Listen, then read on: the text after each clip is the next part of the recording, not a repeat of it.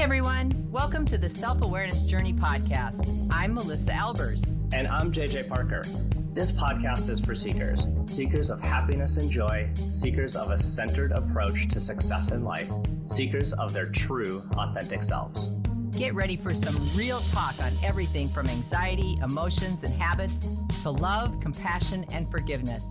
We know you'll be challenged and enlightened by this conversation. We're so glad you're here. Let's dive in. So, Melissa, next week, I'm going to go on a little adventure. Yes. I'm going to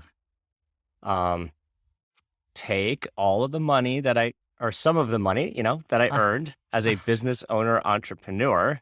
Oh, wait, no. And Okay. I'm going to drive myself to this tiny, small airport in Anoka. I'm going to rent myself my little Cessna plane. I'm going to fly it to Kentucky. By myself. Okay. Yep, by myself. For 6 hours. That's a 6-hour flight. And then once I get myself to Kentucky, I'm going to go rock climbing. It's only a 6-hour flight? Huh. That's the part you took from that story? Well, so I wanted to talk about risk because, I don't think I'm a risk taker or Okay. But then when I you explain do realize to this is a people, podcast about self-awareness. I know felt the need to say that. this is why it's so good because there is a clear disconnect between what I think and what other people perceive and what other people think, right? Because so I'll tell people this little, that is literally what I'm doing next week. But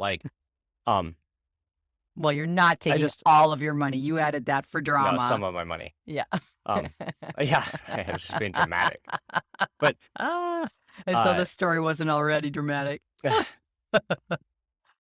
But these so some of these all of these activities that I really like doing. Yeah.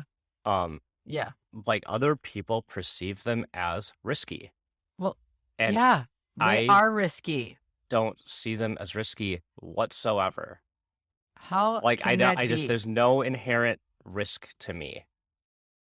In fact, I think it's more dangerous for me to drive to the airport than it is for me to fly that plane to Kentucky. Yeah. So did you talk to Amber about this? Yes. Well, luckily the pod is, also creating good relationship opportunities for me to talk about things that, sometimes you just don't talk about. So she was not in alignment with what risk meant to her versus what risk meant to you? Well, her reaction was the same as yours. She just laughed at me when I said, I'm not a risky person. I'm not a risk taker. All right. Well, not to Okay, go ahead. No, what is your go ahead. question? Well, no. What were you going to say? I can wait. Well, I was going to start dicing this apart a little bit so you can... Well, I just have some tactical questions. Okay, go ahead. So I feel like the longest you've ever flown is to Brainerd. Well, wait, you went to Wisconsin once to a golf course. Yeah, an hour and a half-ish. Oh, the Wisconsin one was an hour and a half? All right, so the Brainerd one's the longest one you've done, which is 2 hours? It's probably an hour and a half. I think the longest I've been is an hour and a half. Okay. So my question is, why Kentucky? Why not Michigan? Or because that's where some super good climbing is. That's where my other low risk activity is going to take place. I see. Hanging off the side of a cliff. Got it. Okay. Just trying to get your full picture here with you. I'm with you. I'm in this process. I'm with you. Yeah, I got you. So when I think about risk, this is and first I wanted to say this first, so I'll say it last. It's some of this stuff about what I do. I just really am kind of sensitive to it coming off as sounding like I'm a daredevil or sounding extra bravado, right? No. Do you meet people that are oh yeah, I didn't take all this risk? It's a source of pride that they take risks or they do all of this crazy stuff. Yeah, big That's ego. not me. Yeah, Yeah. like I'm not coming at this conversation about risk because I just want to like brag about like I know you're this not. extreme crap I do, right? No, actually, it's almost But on the reverse. It's almost on the reverse, which is why exactly I always start asking you these questions. Have you thought this through completely? I have I know. Just checking. I have a list.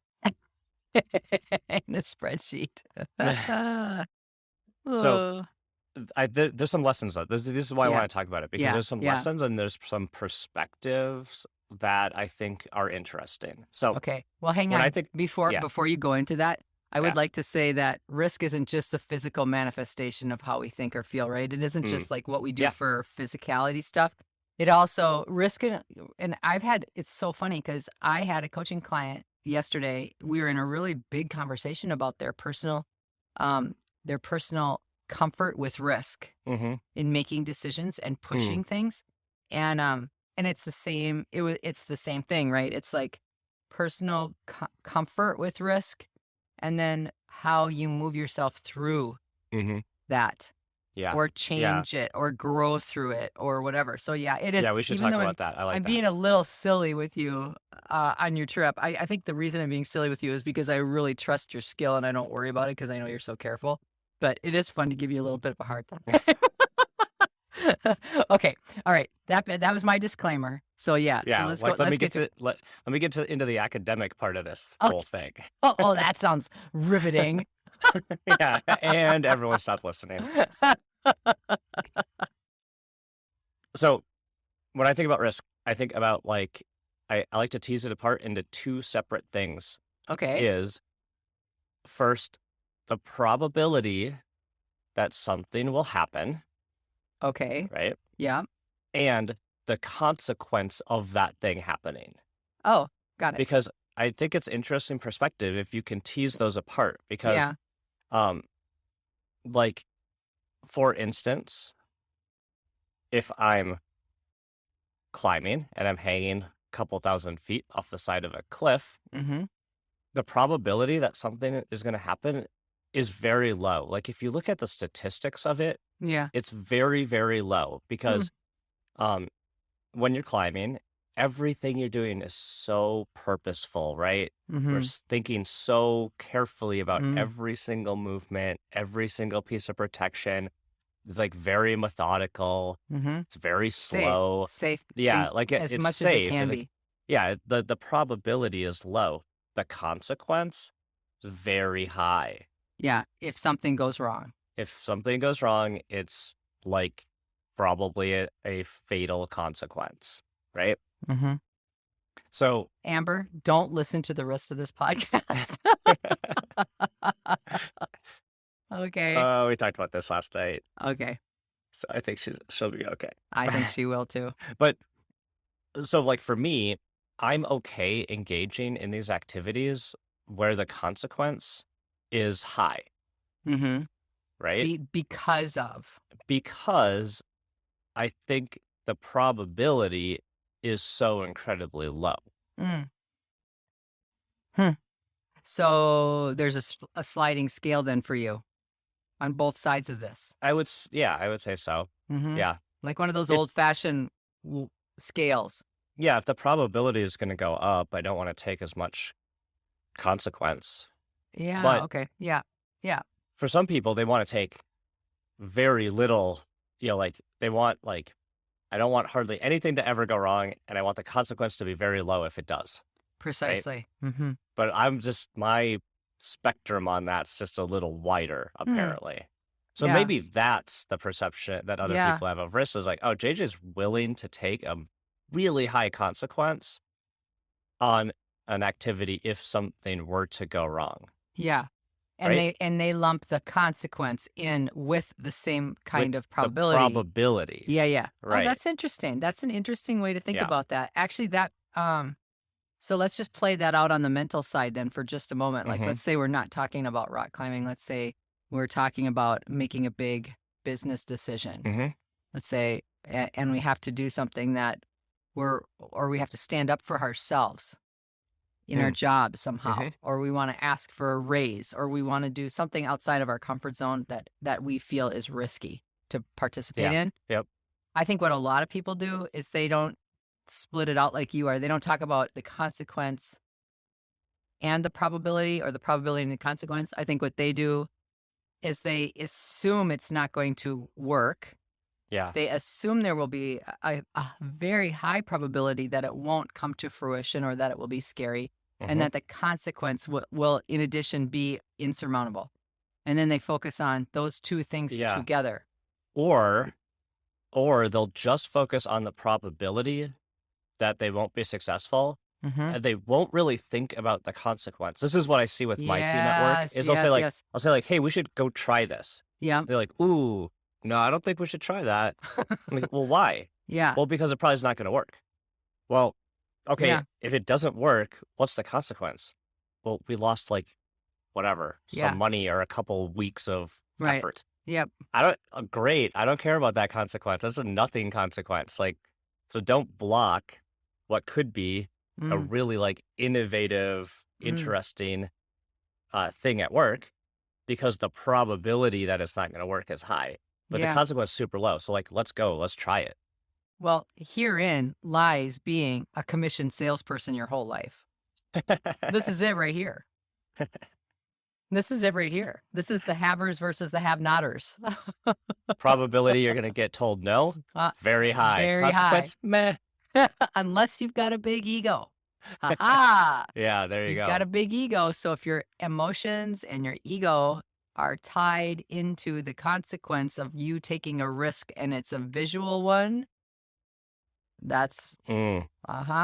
See, so sometimes the consequence might be low, but the visibility of it is high, and Well, that is very embarrassing for a lot of people. yeah, so then I would argue that the consequence for that person is high, right? They're Mm. putting value on something, and their Oh, consequence is too sure. high, That's right? interesting.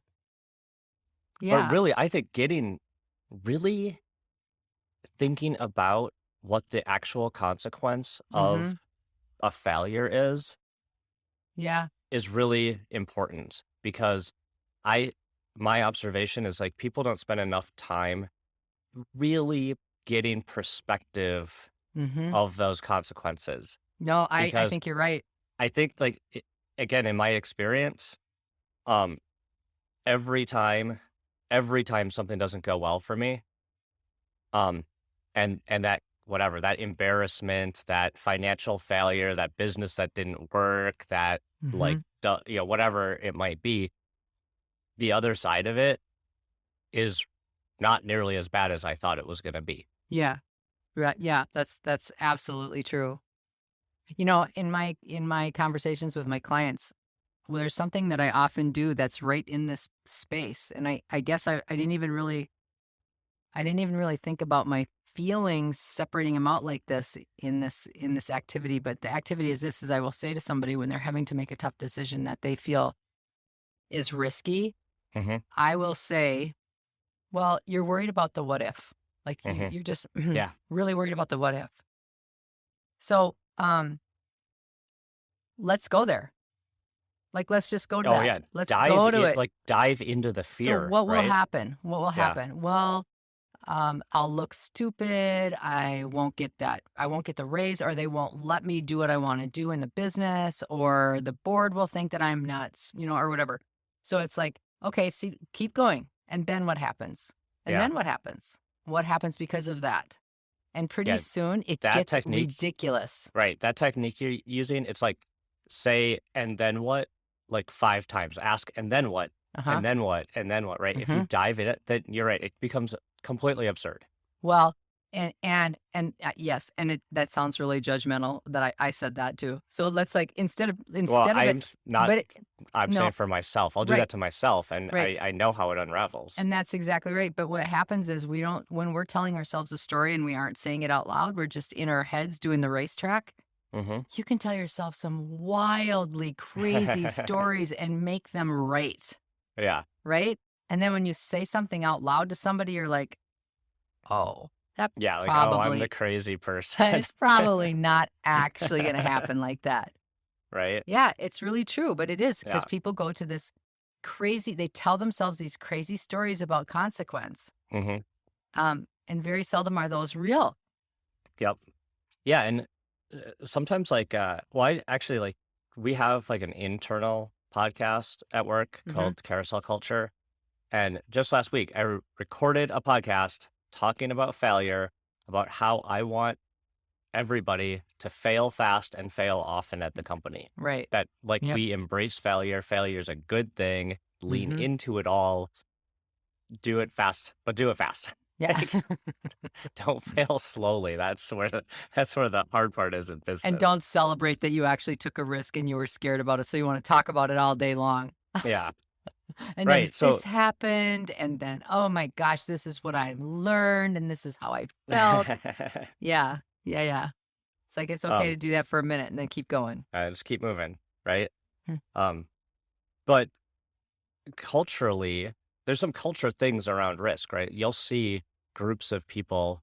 I mean, certainly there's some industries where failure is not a real great option, right? Yes. Like Yeah. if you're in commercial aviation or aviation at all, failures are really not a great option, Right. right? Mm-hmm. Like if you're building a skyscraper and you mess it up, failure is not a real great option. So certainly I'm not advocating that everyone should just be taking No. uncalculated And risks. yeah, throwing yourself to the wind.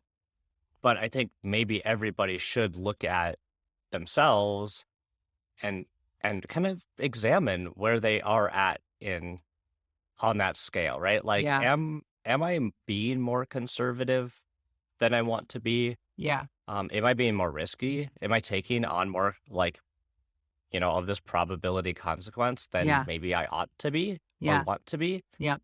And You know, where is it for you? But just examining it, because depending probably on our circle of friends and family and coworkers, we might mhm. be edging one way or the other without Well, really noticing. you know what? I'm going to say, I think that 95% of the population errs on the side of caution Mm. every single time.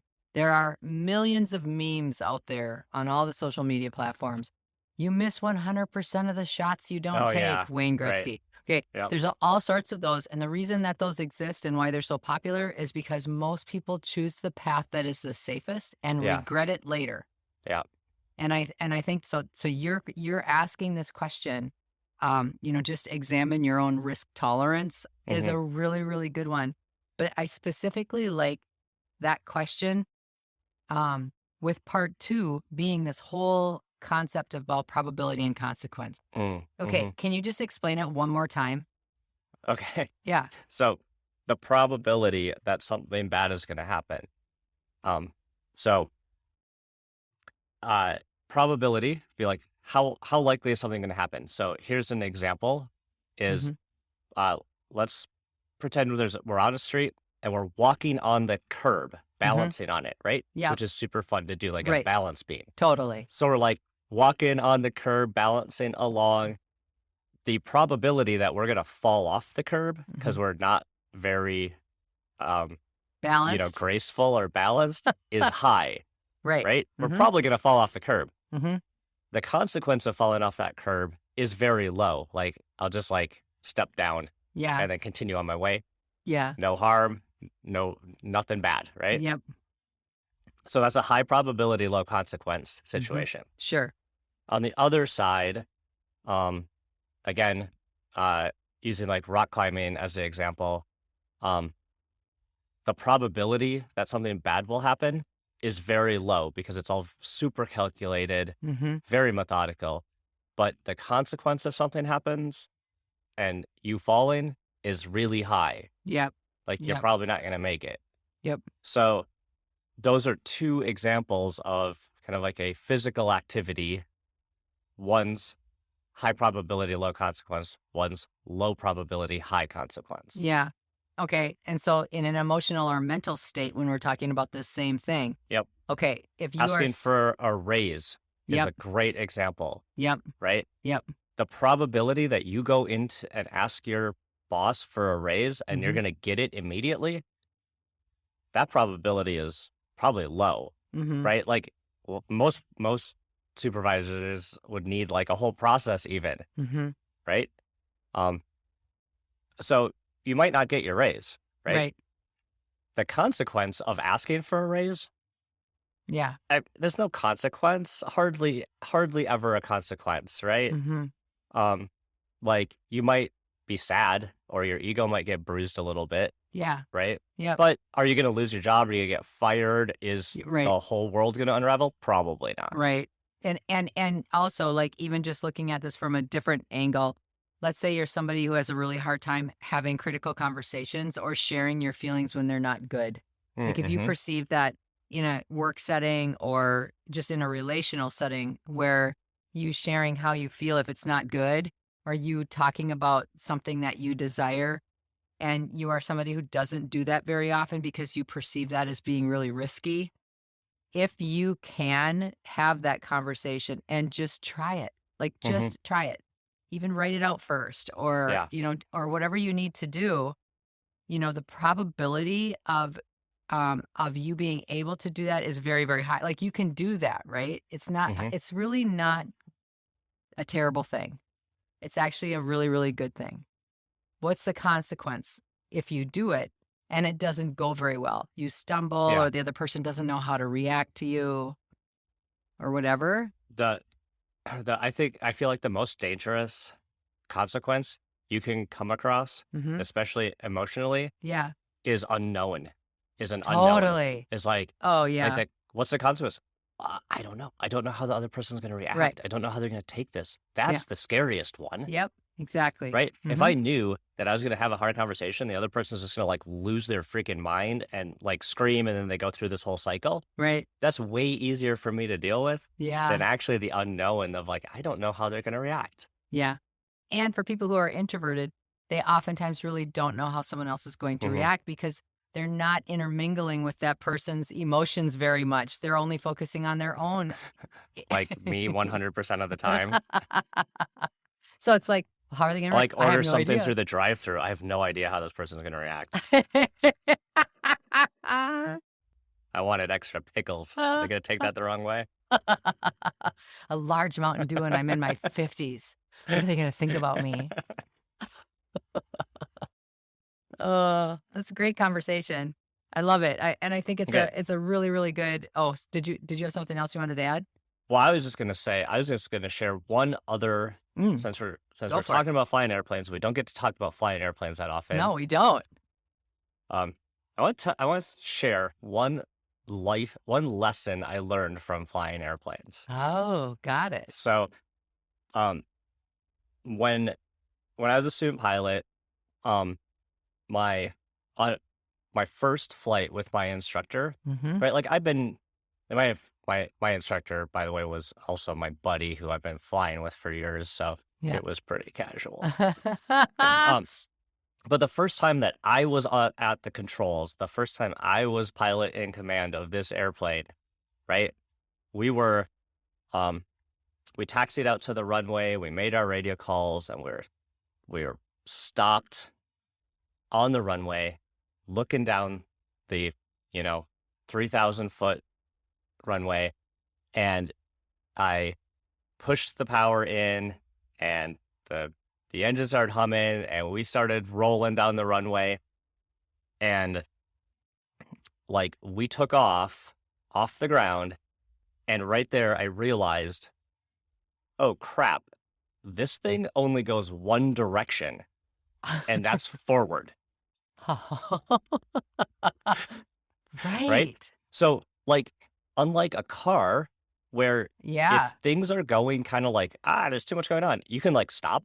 Yep. Well, And you back can't up. stop. You can't stop an airplane.